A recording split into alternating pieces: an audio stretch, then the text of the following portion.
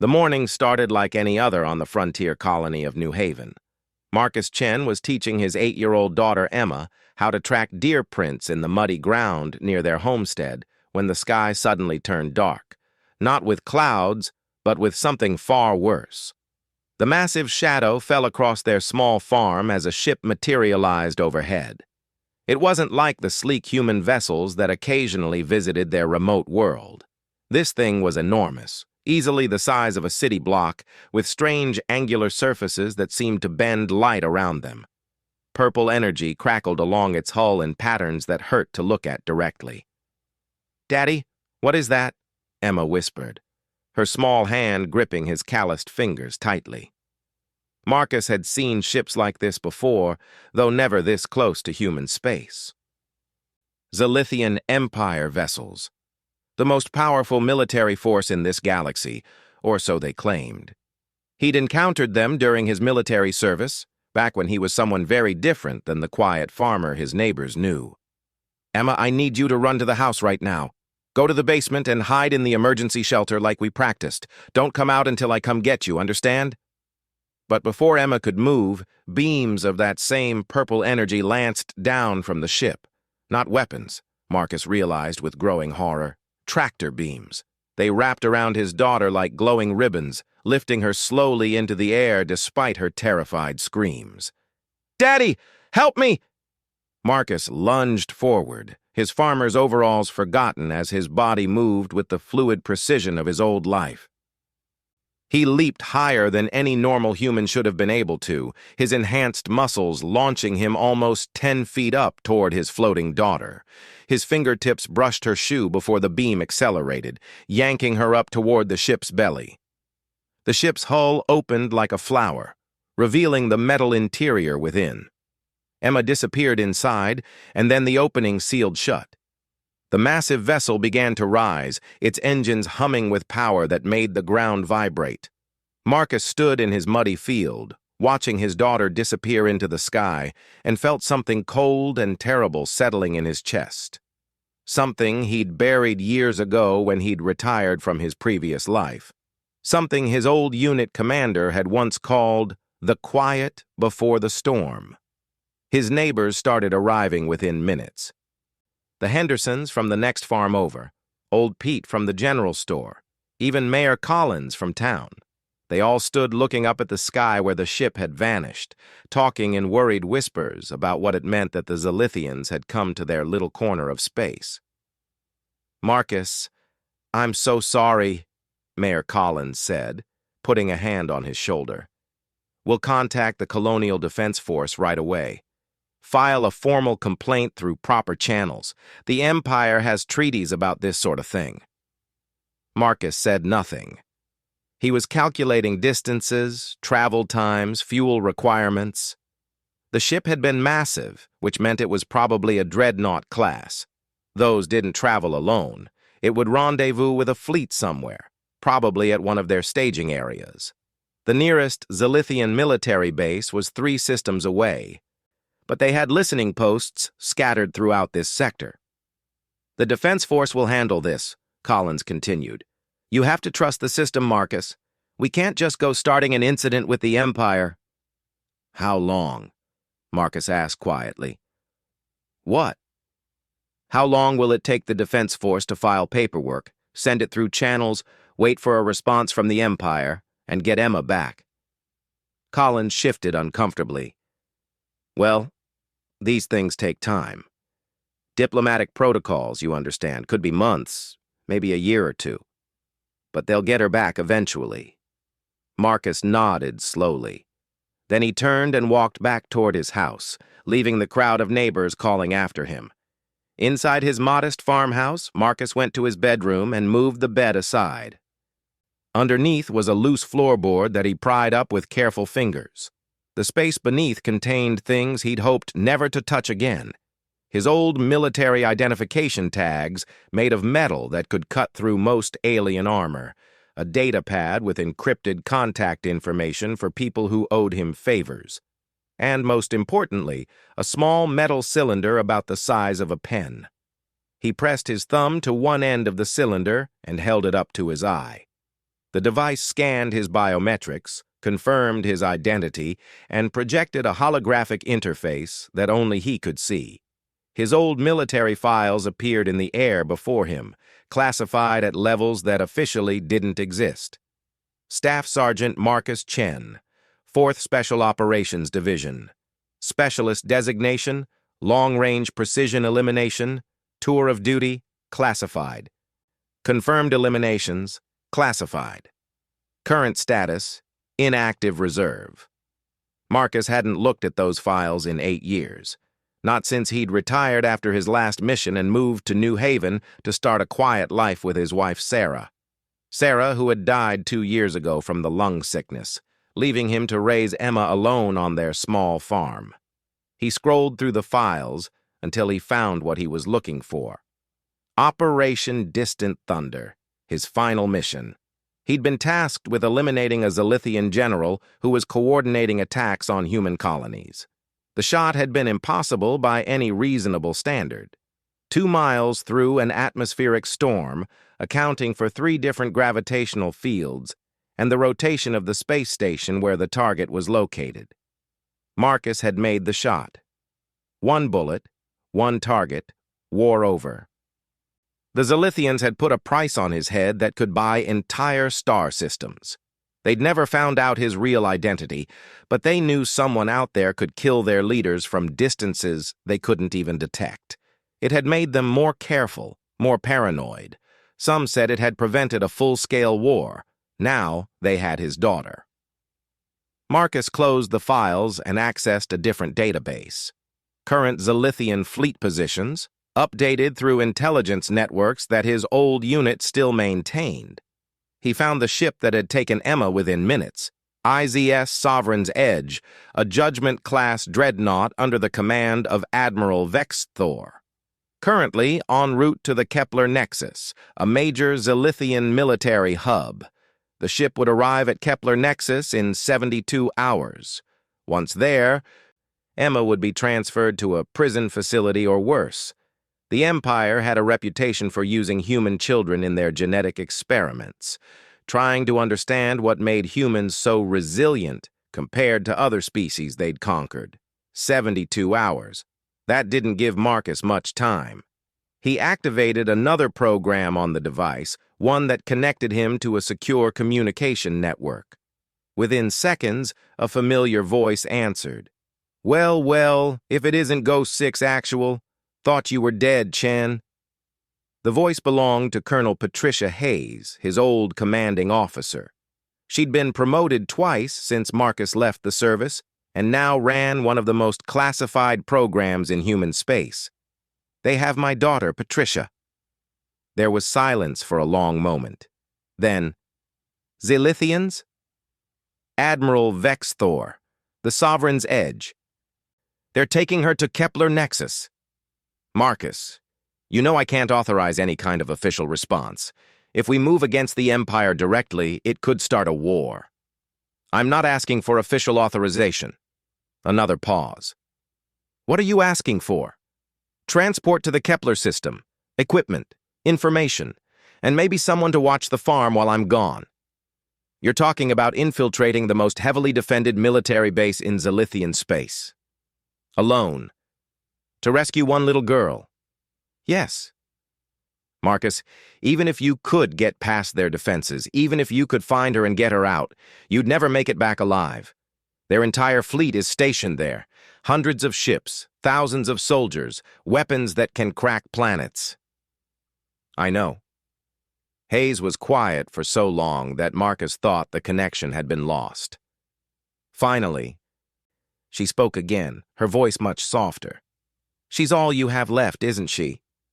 "Since Sarah died, yes. Emma is everything." "The thing is, Marcus, officially I can't help you, but unofficially, there might be some equipment that could go missing from our forward depot at Titan Station.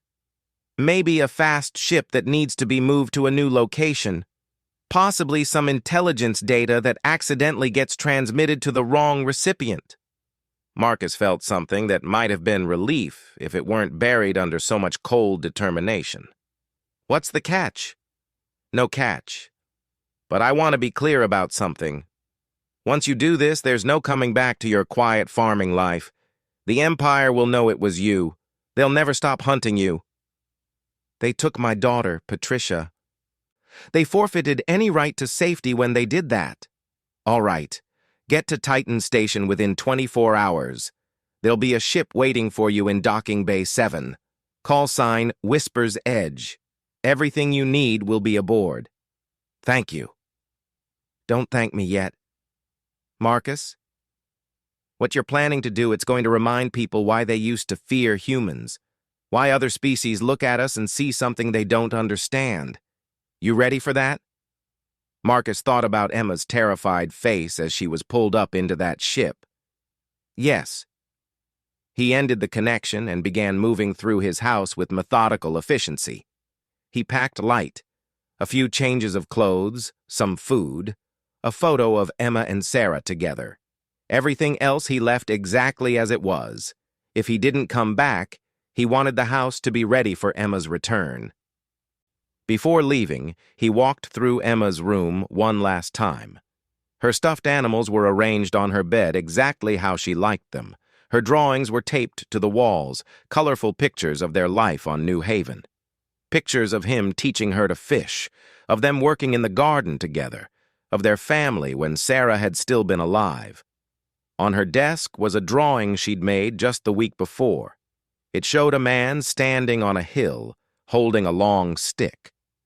At the bottom, in her careful 8-year-old handwriting, she'd written, "My daddy protecting our home."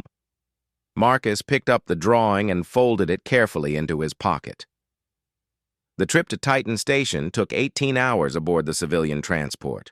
Marcus spent the time studying everything he could find about Kepler Nexus and Zilithian military protocols. The base was built into an asteroid field, using the natural rocks as camouflage and additional armor. Thousands of ships moved in and out daily, carrying troops and supplies to Empire forces throughout the sector. Security was layered and redundant.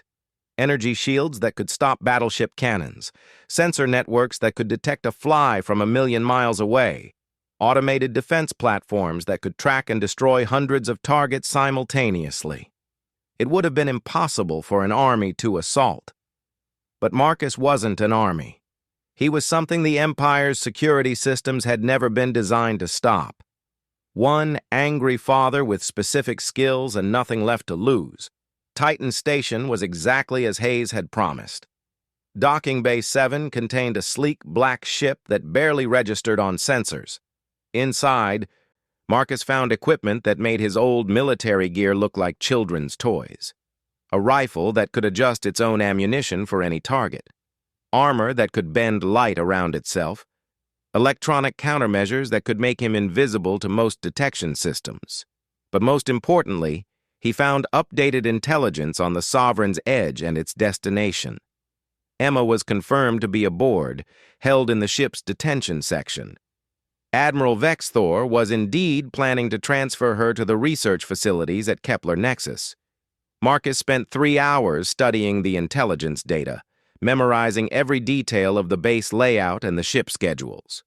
Then he climbed into the pilot's chair of the Whisper's Edge and set course for Kepler Nexus.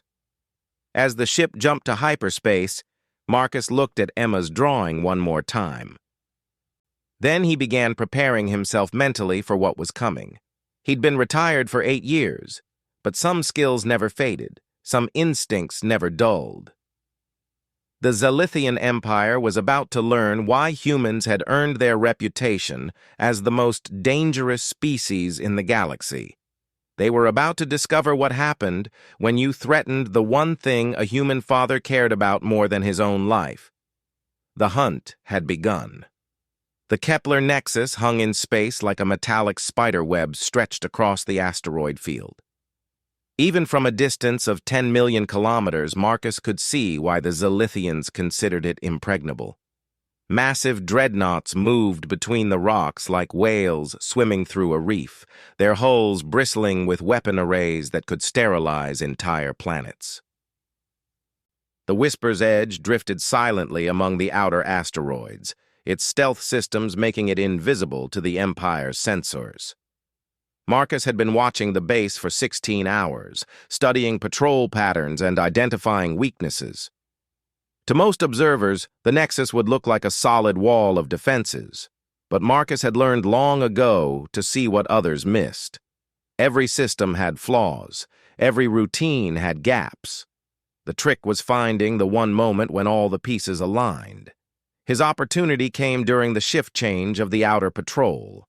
For exactly 4 minutes and 37 seconds, there was a gap in sensor coverage near asteroid designation KN447, a piece of rock roughly the size of a city that had been hollowed out to serve as a communications relay station. Marcus fired the ship's maneuvering thrusters in a precise sequence, using the asteroid's gravity well to slingshot himself toward the base. To any sensors that might catch a glimpse of his ship, it would look like space debris knocked loose by the gravitational fields. The Whisper's edge touched down in a maintenance bay on the asteroid's dark side. Marcus moved quickly, knowing that his window of invisibility wouldn't last long. He sealed himself into the armor that Colonel Hayes had provided, feeling the familiar weight of military equipment settling around his body. The armor was a masterpiece of human engineering. While the Zilithians relied on energy shields and overwhelming firepower, human technology focused on adaptability and stealth. The suit could mimic the surface it touched, making Marcus nearly invisible. It could regulate his body temperature to avoid thermal detection. Most importantly, it could interface directly with his nervous system, enhancing his already considerable skills to superhuman levels. Marcus made his way through the asteroid's corridors, moving with the silent efficiency that had made him legendary in his old unit.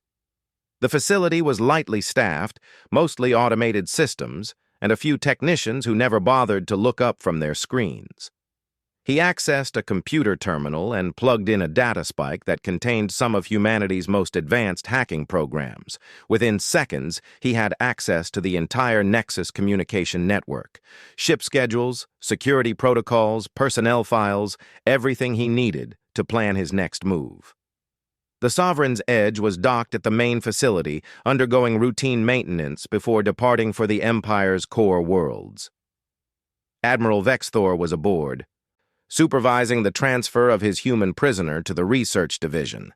Emma was still alive, but the files indicated she would be moved to the laboratory complex within 18 hours. Marcus studied the base schematics with professional detachment. The main facility was built into the largest asteroid, protected by overlapping shields and patrolled by automated defense drones.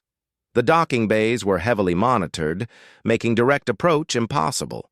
But Marcus wasn't planning a direct approach. He'd learned long ago that the best way to defeat superior technology was to make it work against itself. He downloaded the patrol schedules for the cargo transporters and found what he was looking for. A supply ship carrying medical equipment was scheduled to dock at the main facility in 3 hours. The ship would pass directly through the outer defense perimeter, its cargo hold scanned but not physically inspected. Marcus made his way to the cargo bay where the medical supplies were waiting. The containers were large enough to hold a person, filled with scientific equipment destined for the Empire's research laboratories. He selected one that contained neural interface components, equipment that would explain any unusual readings if his hiding place was scanned. The trip to the main base took 45 minutes. Marcus remained perfectly still as the cargo ship passed through multiple security checkpoints, his armor's stealth systems making him invisible to the scanners. He could hear Zilithian voices discussing loading procedures, their translator units converting their clicking speech into words he could understand. "Another shipment for the Human Research Project," one voice said. "Admiral Vexthor is quite excited about this specimen. Apparently, she's from one of their warrior bloodlines." Marcus's jaw tightened, but he forced himself to remain motionless. Emma wasn't from any warrior bloodline. She was just a little girl who liked drawing pictures and chasing butterflies around their farm. But the Empire's obsession with human military capabilities meant they saw threats everywhere. The cargo container was offloaded and transported deep into the facility. Marcus waited until the sounds of movement stopped, then carefully opened the container from the inside. He found himself in a storage room filled with similar crates, all destined for the research laboratories. Moving through the base required different tactics than the asteroid relay station. This facility was crawling with Zilithian soldiers, their scaled hides gleaming under the artificial lights. They moved in formations that spoke of military discipline, their weapons held with the casual competence of professional warriors. But Marcus had fought Zilithians before, and he knew their weaknesses. They were physically stronger than humans and had superior technology, but they thought in rigid patterns. Their military doctrine relied on overwhelming force and hierarchical command structures. They weren't prepared for an enemy who could adapt and improvise in real time. Marcus made his way through the facility's service tunnels, spaces too narrow for the larger Zilithian bodies. His armor's chameleon surface made him invisible against the metal walls, and his enhanced reflexes let him avoid the automated maintenance drones that moved through the passages. It took him 2 hours to reach the detention section. Along the way, he gathered intelligence about the base's layout and defenses. The Empire had built their fortress to withstand assault by entire fleets. But they'd overlooked the possibility of a single infiltrator moving through their infrastructure like a ghost. The detention level was more heavily guarded than the rest of the facility. Marcus counted 12 soldiers at fixed positions, plus roving patrols and automated sentries. The cells themselves were protected by energy barriers that could contain beings far stronger than humans. Marcus found Emma in Cell 17. A small chamber with walls that hummed with containment energy. She was sitting on a metal bench, still wearing the clothes she'd been kidnapped in, though they were now dirty and torn. She looked smaller than he remembered, more fragile. But her eyes were alert and angry, not broken. His daughter was a fighter, just like her mother had been. Marcus activated his armor's communication system and tapped into the cell's intercom. "Emma, it's Daddy. I'm here to take you home." Emma's head snapped up, her eyes searching the empty air where his voice seemed to come from.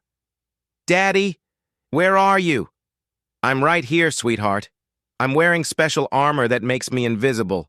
I need you to listen very carefully. In a few minutes, some alarms are going to start ringing, and there's going to be a lot of noise. When that happens, I want you to get behind that bench and cover your ears. Can you do that for me?" Emma nodded, her face serious in the way that children get when they know something important is happening.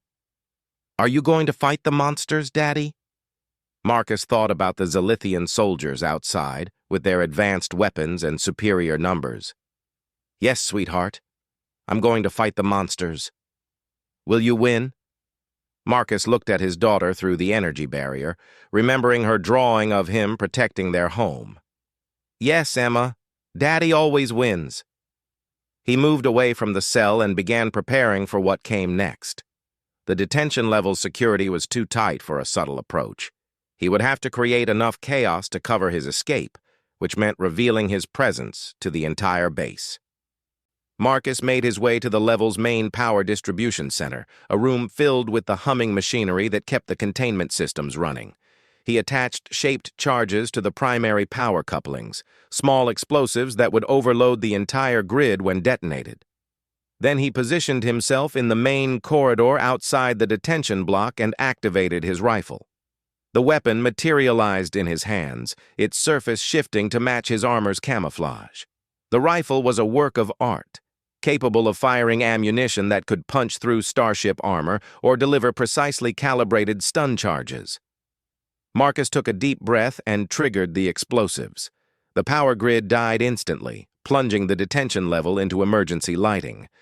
Alarms began screaming throughout the facility as backup systems struggled to compensate for the sudden power loss. The energy barriers containing the prisoners flickered and died. Zilithian soldiers came running from multiple directions, their weapons raised and their voices shouting in their clicking language. They were trained professionals, moving in coordinated patterns as they tried to secure the area. They never saw Marcus coming. His first shot took down the squad leader, a precisely placed round that overloaded the alien's personal shield and sent him tumbling into his companions. The second shot disabled the communications relay in the corridor ceiling, cutting off their ability to call for reinforcements. Marcus moved like a shadow among them, his enhanced reflexes making their return fire seem sluggish. He flowed around their shots, his armor bending light to make targeting impossible. Every movement was economical, every shot perfectly placed. To the Zilithians, it must have seemed like they were fighting a ghost. Their sensors couldn't lock onto him, their weapons couldn't find him, and their squad mates were falling one by one to an enemy they couldn't even see. Within 90 seconds, the corridor was empty, except for unconscious aliens and one invisible human. Marcus reached Emma's cell and found her exactly where he'd told her to hide, crouched behind the metal bench with her hands over her ears. The energy barrier was down, but the cell door was still locked with mechanical bolts. Marcus attached a small charge to the lock mechanism and stepped back. "Close your eyes, sweetheart." The explosion was tiny but precise, turning the lock into twisted metal. Marcus pulled the door open and stepped inside, his armor shifting back to visible mode so Emma could see him. She ran into his arms without hesitation, and for a moment he allowed himself to simply hold her, feeling the weight of her small body against his armored chest. She was real, she was alive, and she was safe. "I knew you'd come," she whispered into his neck. "I told the monsters that my daddy would come get me, but they just laughed." "Well," Marcus said, lifting her up and settling her against his shoulder, "they're not laughing anymore." Getting out of the detention level was more challenging than getting in. The facility's automatic systems had locked down the entire section, sealing blast doors and activating additional security measures. Marcus could hear the sound of reinforcements moving through the corridors above, their heavy footsteps echoing through the metal structure. But Marcus had planned for this. During his reconnaissance, he'd identified multiple escape routes through the facility's maintenance systems. The Zilithians had built their base to military specifications, which meant everything was standardized and predictable. He carried Emma through the service tunnels, his armor's strength enhancement making her weight negligible. Behind them, he could hear the sounds of search teams sweeping through the detention level, their voices growing increasingly frustrated as they found no trace of the intruder. The escape route led through the facility's atmospheric processing plant, a maze of pipes and machinery that regulated the artificial environment inside the asteroid. The space was too cramped for large search teams, and the background noise would mask their movement. But as they approached the exit to the docking bays, Marcus heard something that made him freeze. Footsteps in the tunnel ahead, moving with the deliberate pace of someone who knew exactly where they were going. A figure appeared at the tunnel junction, blocking their path. It was a Zilithian, but not a common soldier.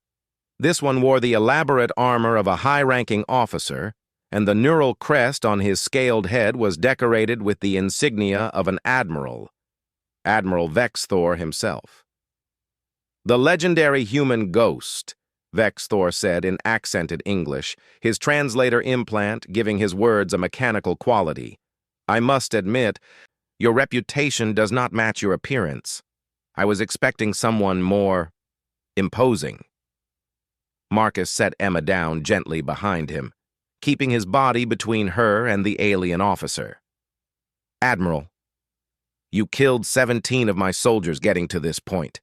17 trained warriors, eliminated by a single human hiding in primitive camouflage. Do you know what that tells me about your species?" Marcus said nothing, his hand moving slowly toward the weapon at his side. "It tells me that humans are even more dangerous than our intelligence report suggested. My superiors believe your people are simply another species to be conquered and controlled. But I have studied your military history. I know what humans are capable of when properly motivated." Vexthor's weapon was already in his hand. A sleek energy rifle that hummed with barely contained power. That is why the child must remain with us. She represents the next generation of human capability, and we need to understand what makes your species so uniquely adapted for warfare. She's 8 years old, Marcus said quietly. Age is irrelevant. Genetic potential is everything. Our scientists will unlock the secrets of human combat effectiveness, and then we will apply those lessons to our own forces. Vex Thor's alien features shifted in what might have been a smile. Your daughter will help us create better weapons to use against your species. Marcus felt the cold fury that had been building inside him for days finally crystallize into something sharp and focused. This alien didn't just want to hurt his daughter. He wanted to use her to hurt all of humanity. That's not going to happen, Marcus said. You are outnumbered, outgunned, and trapped in an enclosed space. Your stealth technology is impressive, but at this range, it will not save you. You're right about one thing, Marcus said, his voice dropping to barely a whisper. At this range, stealth won't save me. He moved faster than Vex Thor could track, his enhanced reflexes turning the cramped tunnel into a battlefield where speed mattered more than firepower. The alien's shot went wide as Marcus closed the distance between them, his combat knife appearing in his hand like magic. The fight lasted 8 seconds. When it was over, Admiral Vex Thor lay unconscious on the tunnel floor, his weapon broken and his elaborate armor cracked. Marcus stood over him, breathing hard but uninjured. "Daddy," Emma said from behind him. "You're scary when you're angry." Marcus turned to look at his daughter, seeing his own reflection in her wide eyes. For a moment he wondered what she saw when she looked at him now. Was he still the gentle farmer who taught her to track animals and grow vegetables? Or was he something else, something harder and more dangerous? "Sometimes, sweetheart," he said, "daddies have to be scary to keep their little girls safe." Emma nodded solemnly. Then she walked over and kicked Admiral Vex Thor in the shin. "That's for being mean to my daddy." Despite everything, Marcus found himself smiling. They still had to get off the base, escape the system, and make it back to human space. But the hardest part was over. He had his daughter back. The emergency alarms were screaming throughout Kepler Nexus as Marcus carried Emma through the final stretch of maintenance tunnels toward the docking bay. Behind them, the search teams were getting closer, their voices echoing through the metal corridors as they swept every possible hiding place. "Daddy," Emma whispered, "there are a lot of monsters looking for us." Marcus checked his rifle's ammunition count and adjusted his armor's power settings. "I know, sweetheart, but we're almost to our ship." The tunnel ended at a maintenance access panel that opened into Docking Bay 12, where Marcus had identified a small Zilithian courier vessel. The ship wasn't designed for combat, but it was fast and had the clearance codes needed to leave the base without triggering the automated defenses. Marcus carefully opened the access panel and peered into the docking bay. 3 Zilithian technicians were working on the courier ship, running diagnostic checks on its engines. More importantly, 2 squads of soldiers were positioned at the bay's entrance, clearly waiting for someone to try exactly what Marcus was planning. "Stay here for just a minute," Marcus told Emma, settling her into a small alcove in the tunnel wall. "I need to clear the way to our ship." "Be careful, Daddy." Marcus activated his armor's full stealth mode and slipped through the access panel into the docking bay. The space was large enough to hold a dozen ships, filled with the machinery and equipment needed to service the Empire's vessels. Perfect terrain for what he had in mind. He moved between the parked ships like a shadow, using the landing struts and fuel lines as cover while he positioned himself behind the waiting soldiers. The Zilithians were good warriors, but they were expecting a direct assault. They had positioned themselves to cover the main entrances, leaving their backs exposed to the maintenance areas. Marcus had learned long ago that the key to fighting superior numbers was to make them fight him one at a time instead of all at once. He activated a small device from his equipment pack and tossed it toward the far end of the docking bay. The device hit the ground and immediately began broadcasting the electromagnetic signature of human technology. To the Zilithian sensors, it would look like someone was trying to hack into their computer systems from that location. Half the soldiers immediately moved to investigate, their weapons raised as they advanced on the false signal. Marcus waited until they were completely separated from their companions, then struck. His first shot disabled the lead soldier's weapon, the precisely aimed round overloading the energy cell and causing it to explode in a shower of sparks. His second shot hit the power coupling for the bay's artificial gravity, causing the soldiers to suddenly find themselves floating in 0G. The remaining soldiers tried to return fire, but they were trained to fight in gravity. Their shots went wide as they struggled to control their movement in the weightless environment. Marcus, meanwhile, used his armor's magnetic grips to anchor himself to the metal surfaces, giving him a stable firing position. Within 30 seconds, both squads were unconscious and floating helplessly in the middle of the docking bay. The three technicians had taken cover behind the courier ship when the shooting started.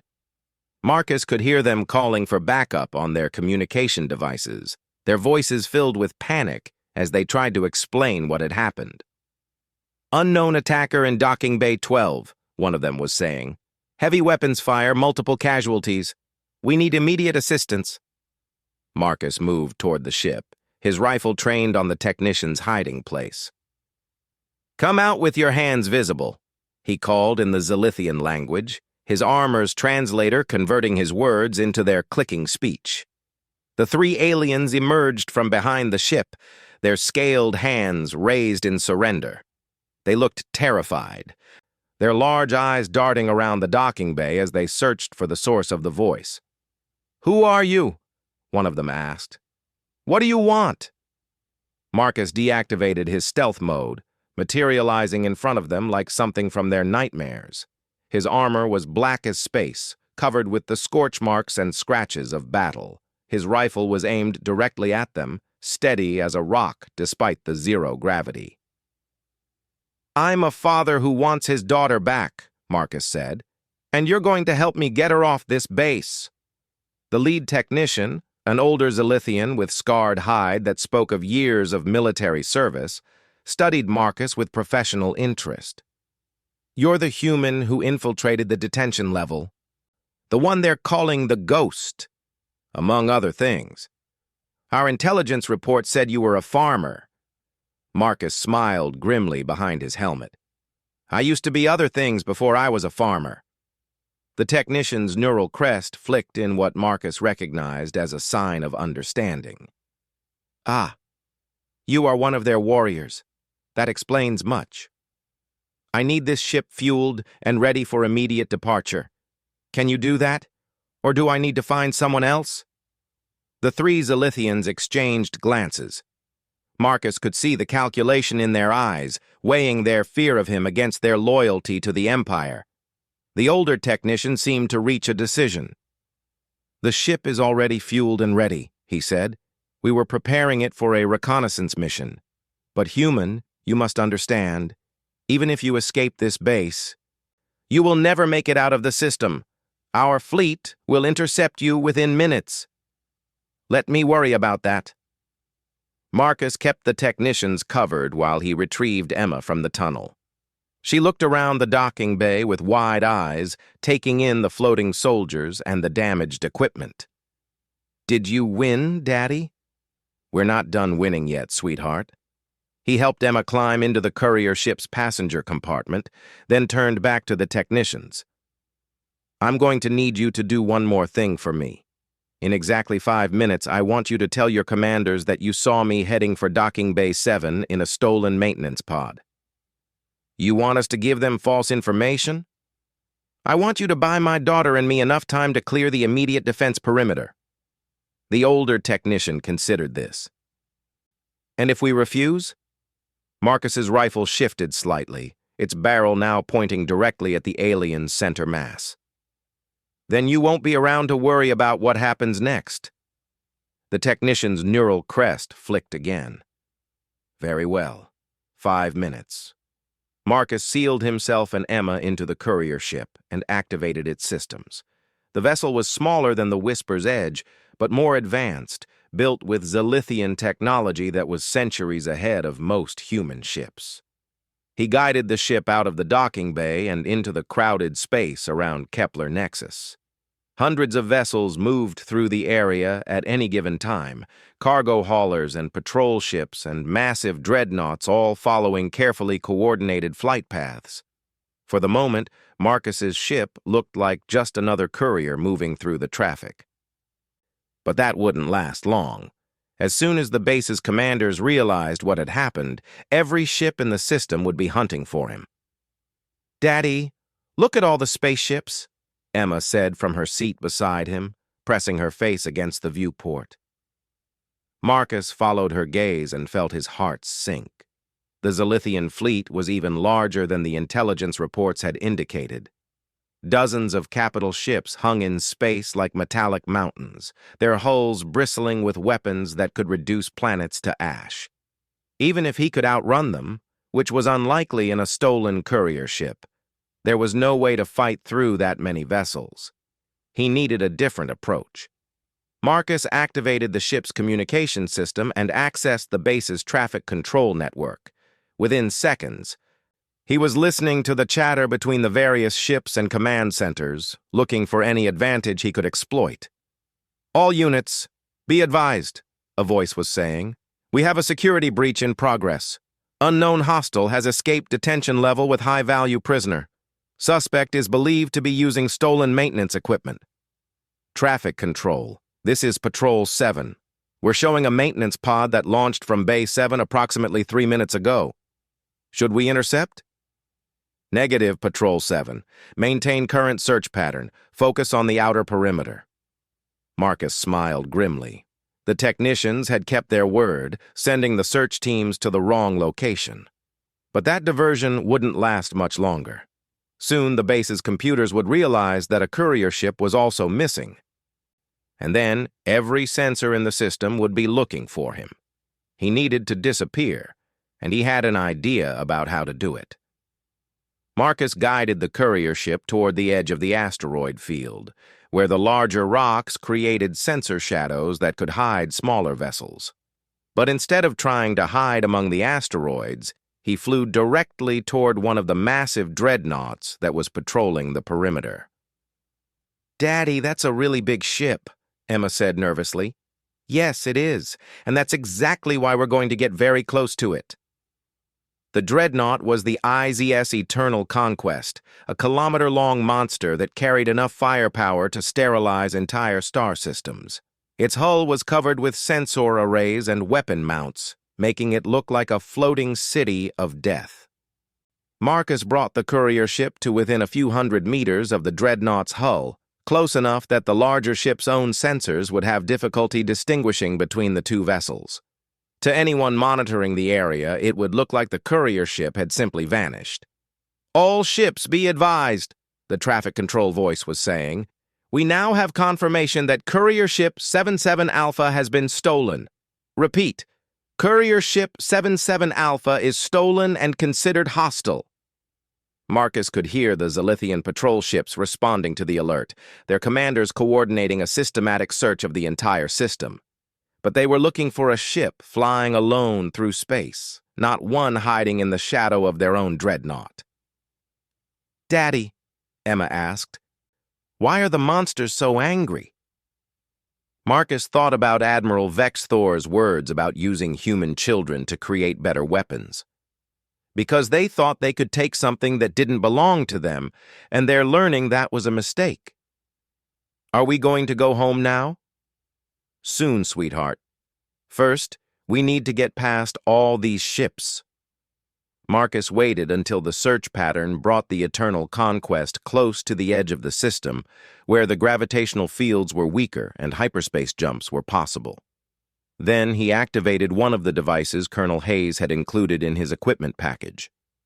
The device was a masterpiece of human engineering, a hyperspace beacon that could mimic the signature of a much larger ship. When activated, it would make any nearby vessel look like a massive dreadnought to hyperspace sensors. Marcus attached the beacon to the Eternal Conquest's hull using a magnetic clamp, then immediately powered up his own hyperspace drive. To anyone monitoring the area, it would look like the dreadnought was preparing to jump to another system. "All ships, maintain distance from the Eternal Conquest," traffic control announced. "They are beginning hyperspace preparation sequence." The other Zilithian ships moved away from the dreadnought, clearing the area around it to avoid being caught in the hyperspace wake. Marcus waited until the space around him was empty, then activated his own jump drive. The courier ship disappeared into hyperspace just as the beacon activated, creating a massive energy signature that masked their escape. By the time the Zilithians realized what had happened, Marcus and Emma would be halfway back to human space. The hyperspace journey took 6 hours, during which Emma fell asleep in her chair, and Marcus had time to process what they'd been through. He thought about Admiral Vex Thor's words about human military capabilities and wondered if the alien officer had been right. Maybe humans were uniquely dangerous. Maybe their willingness to fight impossible odds for the people they loved made them something other species couldn't understand. Marcus had just infiltrated the most secure military base in Zilithian space, fought his way through dozens of trained soldiers, and escaped with his daughter against odds that should have been insurmountable. But he hadn't done it because he was some kind of super soldier. He'd done it because Emma was his daughter, and no force in the galaxy was going to keep him from bringing her home. The ship dropped out of hyperspace at the edge of the New Haven system, where Colonial Defense Force patrols were waiting for them. Colonel Hayes had kept her word about providing backup.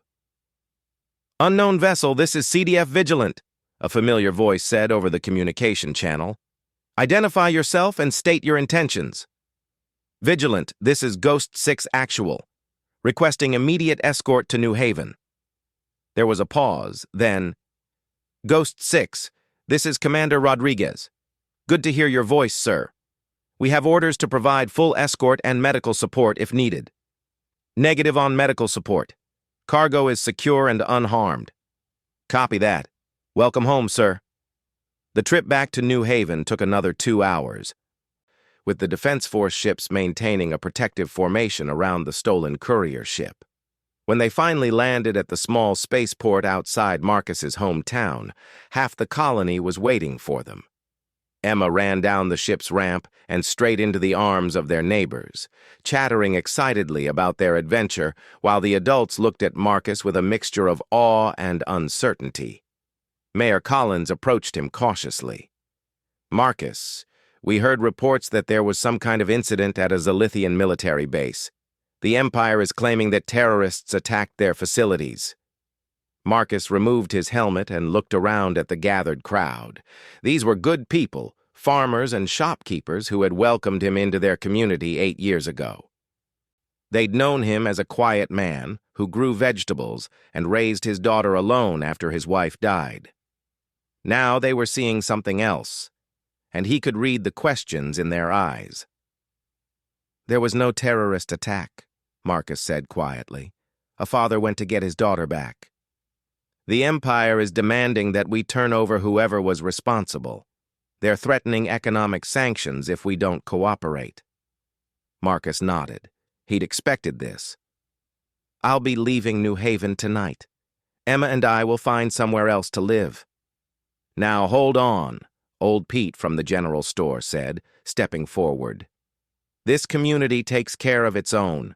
You came here 8 years ago, worked hard, raised your girl right, helped your neighbors when they needed it. Far as we're concerned, you're one of us." Murmurs of agreement came from the crowd. Mayor Collins looked around at the assembled faces, reading the same determination that Marcus saw. "The Empire wants to make demands?" Collins said finally. "They can take it up with the entire colony. We've got nothing to say about any terrorist attacks because we don't know anything about terrorist attacks. All we know is that a good man's daughter was taken and now she's back home where she belongs." Emma tugged on Marcus's armor, drawing his attention down to her upturned face. Daddy, are we really going to leave? Marcus looked around at his neighbors, these ordinary people who were willing to face down an interstellar empire to protect his family. Then he looked down at his daughter, seeing Sarah's eyes looking back at him. "No, sweetheart," he said, lifting her up onto his shoulders. "We're staying right here. This is our home." Later that evening, after the crowds had dispersed and Emma was asleep in her own bed surrounded by her stuffed animals, Marcus sat on his front porch looking up at the stars. The Zalathian Empire was out there somewhere, probably still trying to figure out what had happened to their impregnable fortress. Colonel Hayes called just after midnight, her voice coming through his secure communicator. "Marcus, I've been monitoring Empire communications. They're not talking about what really happened at Kepler Nexus.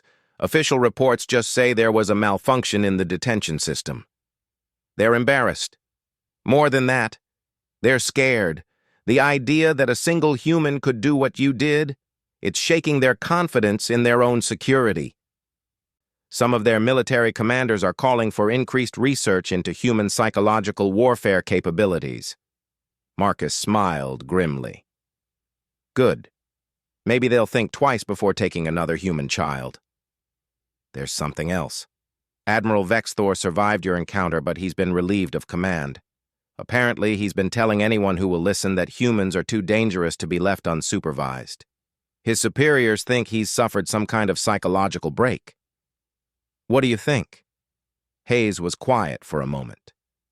"I think maybe he's the only one who really understands what happened. Marcus, what you did out there, it's going to become legend. Other species are going to hear about the human who walked into the Empire's strongest fortress and walked out with his daughter. They're going to wonder what else humans are capable of when we're properly motivated." Marcus thought about Emma's drawing, still folded in his pocket. A picture of her father protecting their home. She'd known what he was before he'd remembered it himself. "Maybe that's not such a bad thing," he said. "Maybe it's time the galaxy remembered why humans earned our reputation. Just promise me something, Marcus. Promise me you'll try to go back to being a farmer. The galaxy needs to know that humans can be dangerous when threatened, but it also needs to know that we choose to be peaceful when left alone." Marcus looked through the window at Emma's bedroom, where she was sleeping peacefully, surrounded by her drawings and toys. Tomorrow, he would teach her more about tracking animals. Next week, they would plant the spring crops together. In a few months, she would start school with the other children in town. It would be a quiet life, the kind of life that Sarah had wanted for their family. But if anyone ever threatened Emma again, if anyone ever tried to take away the peace they'd built on New Haven, they would learn what her father was truly capable of. "I'll do my best to be a farmer, Patricia, but I'll always be Emma's father first." "I understand. Take care of yourself, Marcus. Take care of your daughter." Marcus ended the call and went inside to check on Emma one more time. She was sleeping soundly, clutching the stuffed rabbit that Sarah had made for her before she died. Her face was peaceful, unmarked by the nightmares that might have haunted another child after such an experience. She was resilient, like her mother had been, like all humans were when they needed to be. Marcus turned off the lights and headed toward his own bedroom, but stopped when he noticed something new on Emma's desk. It was another drawing, this one showing two stick figures standing together on a hill. At the bottom, in her careful handwriting, she'd written, "My daddy and me, safe at home." He folded the new drawing carefully and put it in his pocket next to the first one. Then he went to bed, knowing that tomorrow would bring new challenges, but confident that he and Emma would face them together. The galaxy had learned an important lesson about humans. They were dangerous when threatened, unstoppable when defending their families, and utterly devoted to the people they loved. But most importantly, they always came home. The hunt was over. The farmer had returned to his fields, and Emma Chen would grow up safe on New Haven, surrounded by people who understood that some things were worth any sacrifice to protect.